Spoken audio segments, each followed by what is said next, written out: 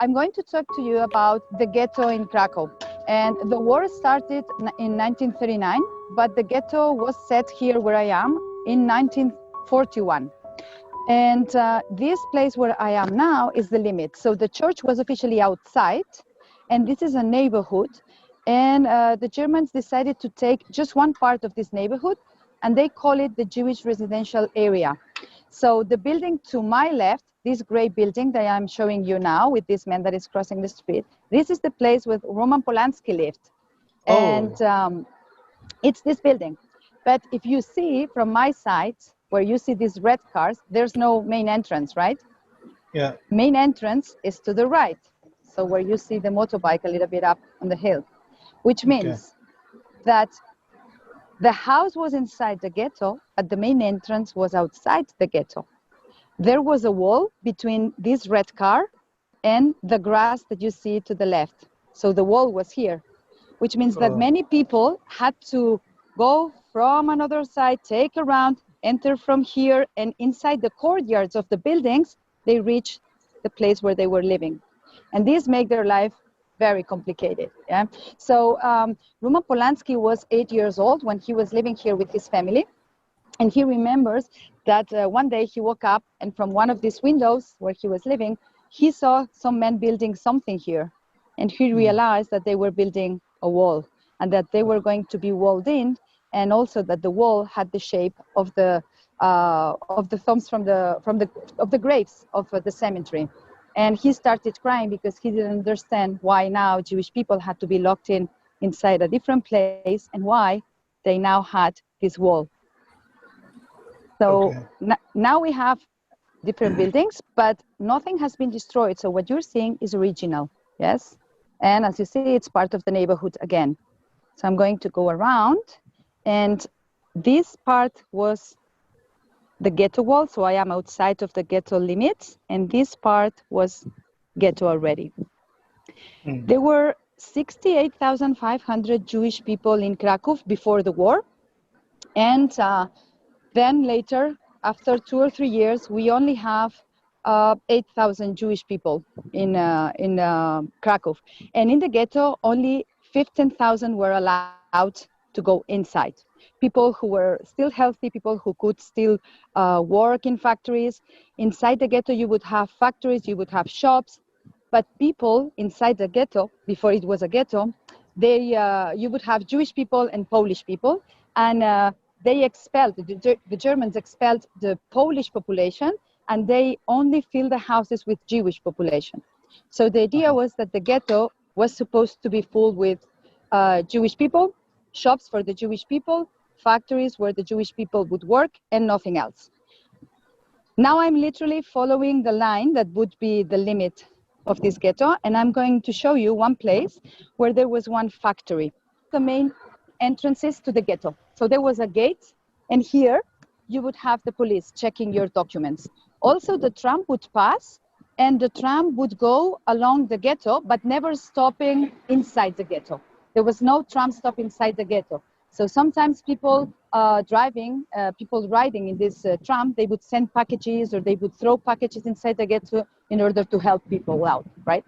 And I'm going to show you one of the signs in this wall, because the Museum of Krakow and the town hall here in Krakow, they created these signs along the neighborhood, and this is called, as you see, the Ghetto Memory Trail. In 1943, the following year, in March, the ghetto disappeared. And everything, all these deportations and all the furniture were collected in the square that I'm going to show you now. So I'm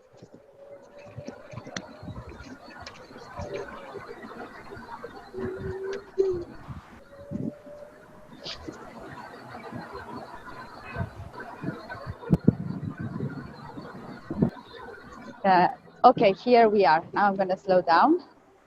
And this is the place. It is very important because this used to be a square, a bus station.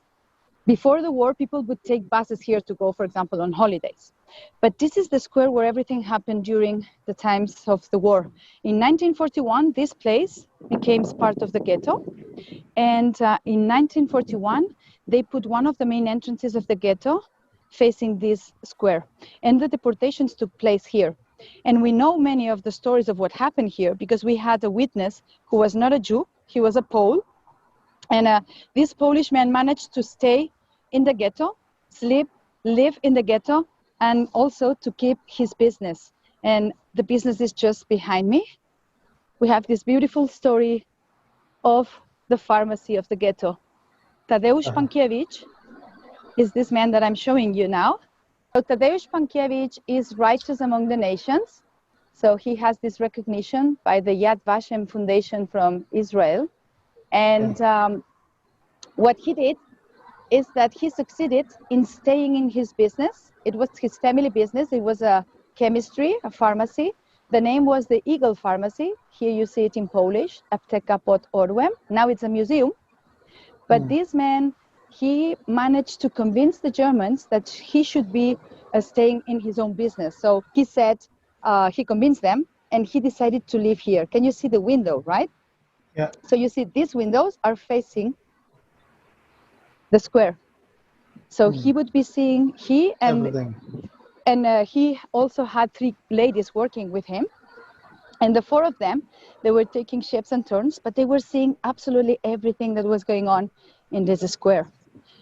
So the deportations took place here. People were sitting here, thousands of them. And also the Jewish orphanage was very close by. So he also had the bad luck to see how they were killing children in front of the pharmacy and taking them all away in October 1942. That's why now this square is one of the most famous ones inside the ghetto. And we have these chairs that I'm going to show you now. We have 68 chairs. So more or less, you can see. Yes, 68 chairs because we had 68,500 Jewish people living in Krakow. And as you see, these chairs now, they are facing to me, but it's because they are facing the pharmacy. So I'm just going around slowly. And you will see this chair is facing the pharmacy.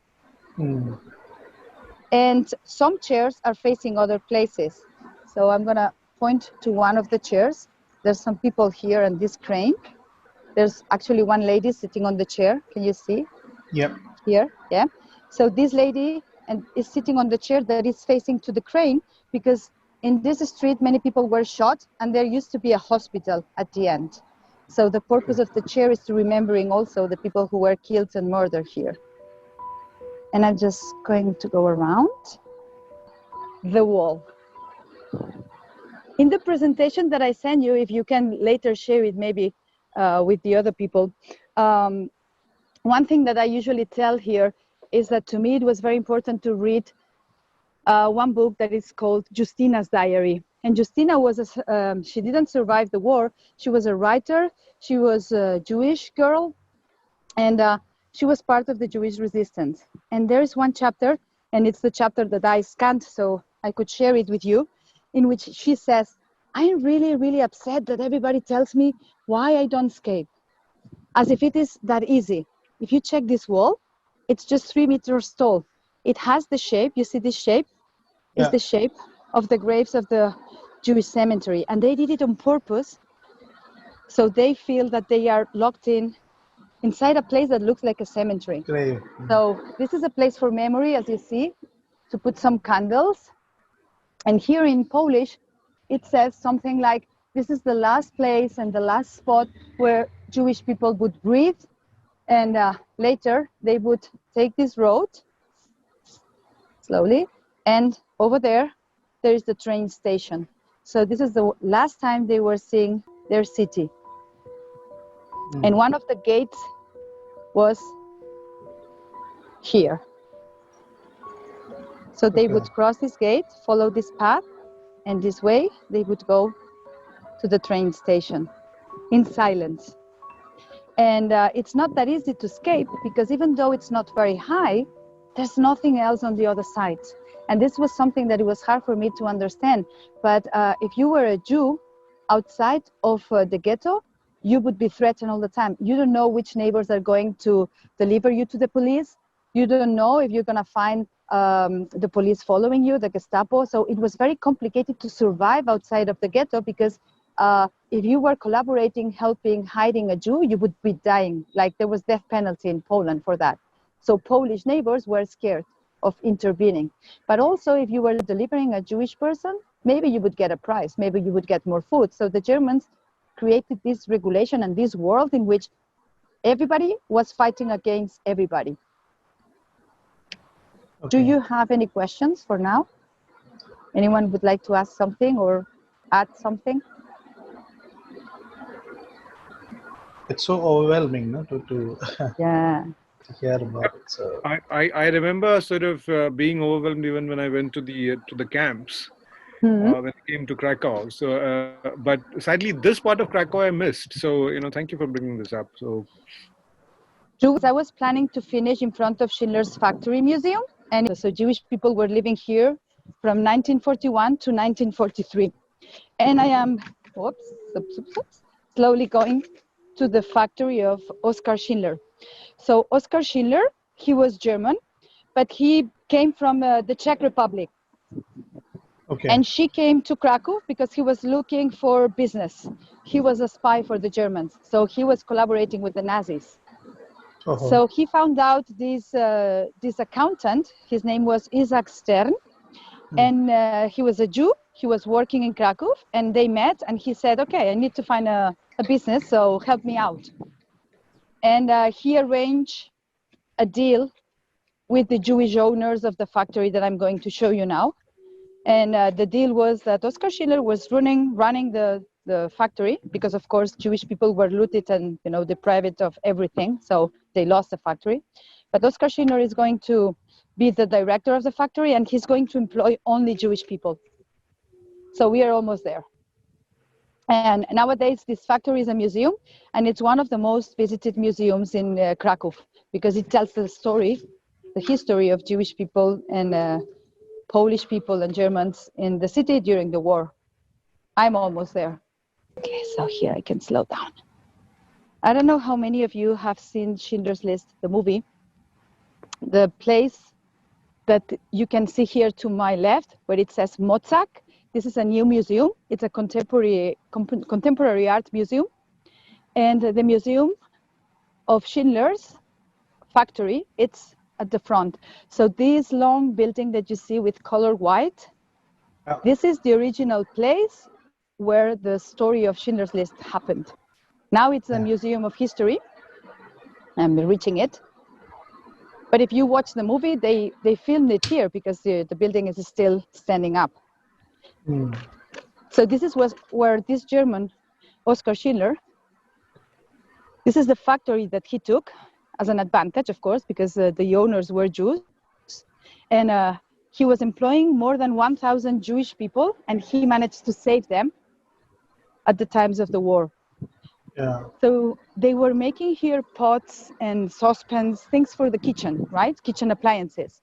And he was employing the Jews, but it was one of the best factories for the Jewish people to work in because here they felt protected.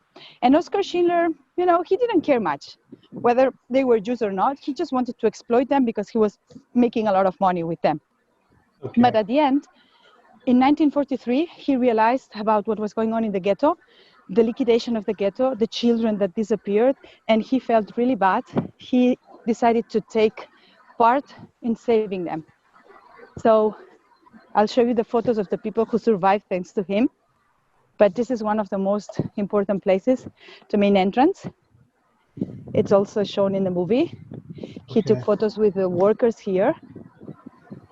And in 1943 and 44, he started this plan to save them. So he lost all the money he had won, thanks to exploiting them. And he was bribing the commanders and the SS officers, and he got money. He paid, we can say, for his Jews, and he managed to save 1,200 Jews. You see the photos here.